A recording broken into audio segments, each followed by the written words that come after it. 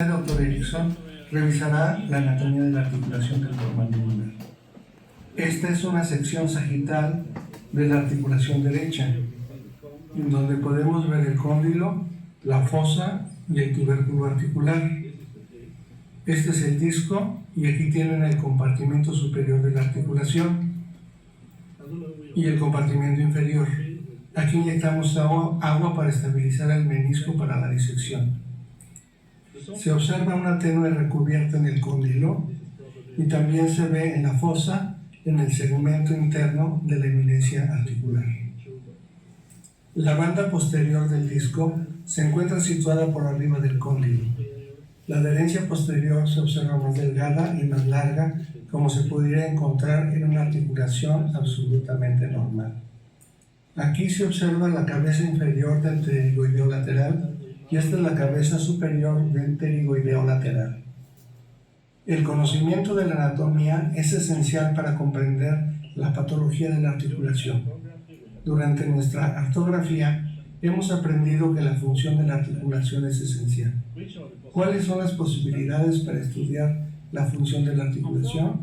La artrografía, la cirugía y la artroscopía nos pueden dar una impresión de la función de la articulación, pero no es fácil y está lejos de entenderse el complejo funcionamiento de esta articulación con solo observar la apertura quirúrgica o por medio de un fino artroscopio.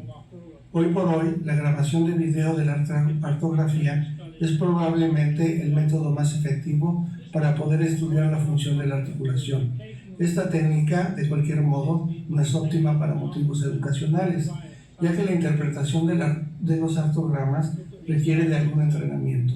El doctor Ispa y yo estudiamos el curso de chasquidos de la articulación con especímenes de autopsias con la ayuda de cinematografía de alta resolución. Esto nos dio tanto al doctor Erickson como a mí la idea de realizar una grabación de video de las alteraciones funcionales de la articulación. Esta es una articulación normal. El menisco es bicóncavo y se encuentra situado en una posición superior. La parte central delgada del menisco se encuentra consistentemente delineada entre el cóndilo y la eminencia articular. Durante la apertura hay una rotación en el compartimiento inferior y más traslación en el compartimiento superior. Qué bonito.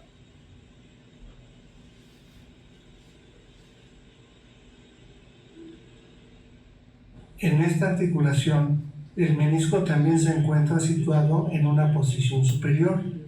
El menisco es bicóncavo, donde la parte más gruesa se ubica en la parte superior del cóndilo, en una posición de cierre de la boca y posterior al cóndilo en una apertura máxima. Existe, sin embargo, una pequeña perforación en la parte central del menisco. Aquí, en un movimiento de apertura, existe una rotación en el compartimento inferior y más traslación en el compartimento superior.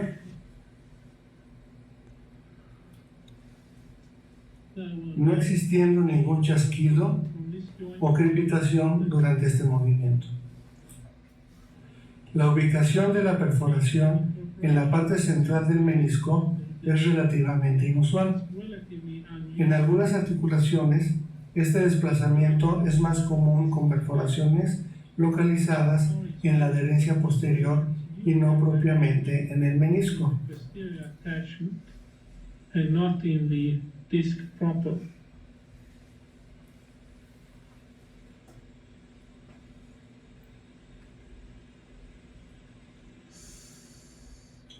Cuando el cóndilo se retrae hacia abajo de los componentes de la articulación, la perforación es claramente vista.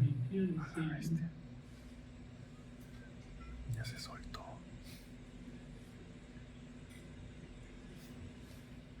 En esta articulación, el menisco es desplazado anteriormente y se reduce a una apertura con un chasquido. Estas articulaciones demostrarán los chasquidos y silbidos, los cuales implicarán los chasquidos durante la apertura seguidos de chasquidos durante el cierre de la boca. El disco aquí, de nuevo, desplazado anteriormente.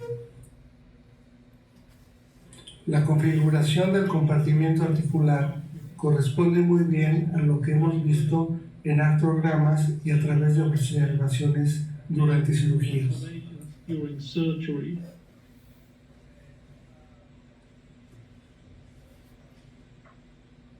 El chasquido recíproco son signos y síntomas clínicos de desplazamientos anteriores con reducción.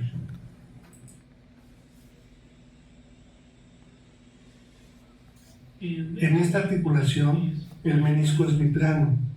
Se ubica en la parte superior del cóndilo y durante la apertura se desplaza ligeramente hacia el medio y a la iniciación de este desplazamiento se registra el chasquido.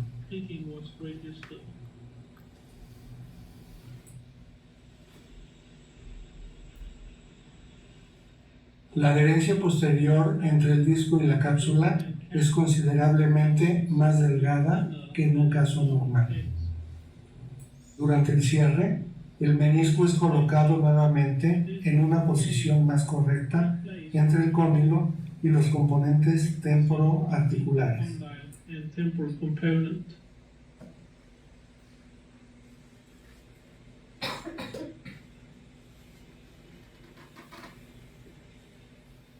El disco se encuentra situado entre el cóndilo y los componentes temporales, y una variedad de silbidos y chasquidos son causados por los movimientos lateral y medio del menisco.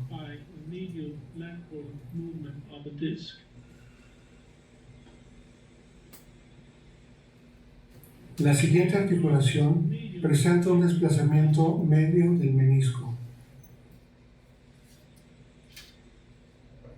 Durante la apertura, el menisco se mueve en dirección lateral y aquí se puede ver el menisco cuando es desplazado hacia el medio y anteriormente de nuevo.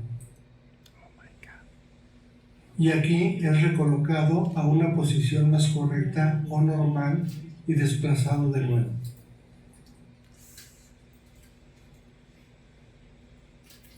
Clínicamente, puede ser difícil de diferenciar el desplazamiento puro anterior al del desplazamiento anterior o desplazamiento anterior medio.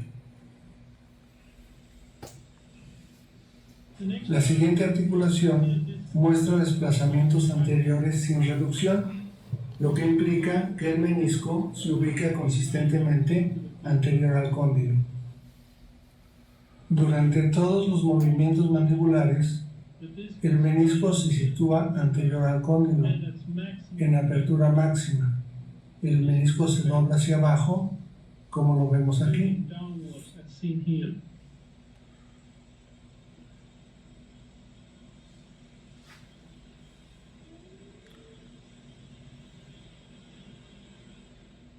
Más aún, el constante estiramiento de la adherencia posterior del menisco en apertura máxima. Y aunque el menisco se ha desplazado, esto podría ser un buen rango de movimiento debido a la deformación del menisco y al estiramiento de la adherencia posterior del menisco.